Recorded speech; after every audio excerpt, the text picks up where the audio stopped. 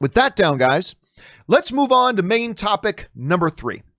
And our third main topic today gets submitted to us by Michelle Alexandria. Well, hello, Michelle. Thanks for being here. And Michelle writes, will AMC need to change their A-list program to stay afloat? If so, what changes would you recommend or think they'll implement? It's always been too good to be true. And in this current climate, I don't think we can expect the same level at the same price. All right. Thanks a lot for sending that in, Michelle. And yeah, that's been one of the big questions that a lot of people have been wondering about. When the theaters do open, and we know that AMC's in a lot of trouble right now. All the movie theaters are. When the theaters reopen, what can we expect from theaters like AMC with their A-list, like Regal with their Regal Unlimited plan, or others? Alamo Drafthouse has their own program and plan now. Cinemark has their own program. What can we expect for those? Will those disappear? I have written to people at AMC to ask that question, and I've received no response. So all I can give you is my analysis of it and what I think they'll do, but what they ultimately will do, we're just going to have to wait and see. Here's what I think they're going to do. What I think they're going to do and what I think they need to do, and I think they know this, is you absolutely have to maintain A-list. Listen, AMC spent so much money getting the AMC A-list program up, running, getting their subscriber base up to critical numbers, to the point that just before the quarantine hit, just before the pandemic hit, AMC A-list was turning profit for AMC. They were starting to reap the rewards of all that work they had done of establishing and setting up and getting memberships and all that kind of stuff for their AMC A-list. I would kind of recommend and suggest that AMC can't afford to get rid of A-list. They have invested so much money, so many resources into that program that they cannot afford to lose it now. They can't afford that. The other thing, the second reason that I would say they can't afford to do it is because of this. There's going to be a slow process. I think most of us would agree. There's going to be a slow process in understanding we need to entice audiences back into the movie theaters. That is going to be their number one priority. What do we need to do to entice moviegoers back into our movie theaters? That's job mission number one.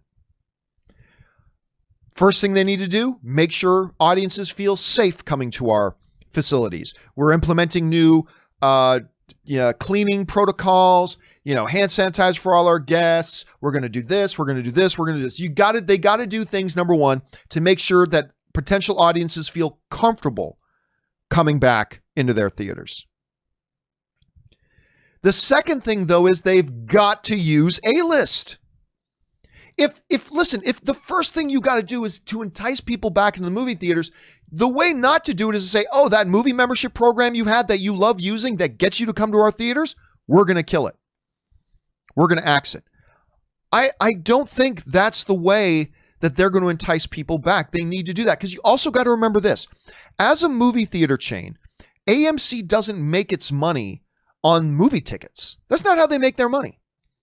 They make their money on people coming into the building and buying popcorn and buying M&Ms and buying terrible movie theater nachos and buying soda and buying Twizzlers or Red Vine. I'm not going to discriminate if you're a Twizzler house or a Red Vine house, but that's how they make their money.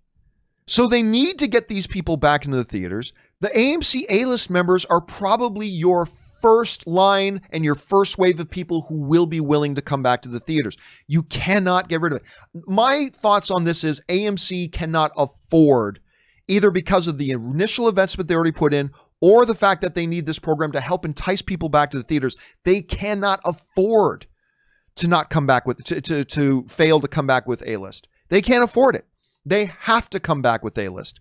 And I believe, and I could be dead wrong about this, A-list is going to be pivotal in that process of getting people back into the movie theaters. Because listen, when when AMC opens back up, let's say it opens back up 2 weeks before July 17th. Let's say it opens back up beginning of July.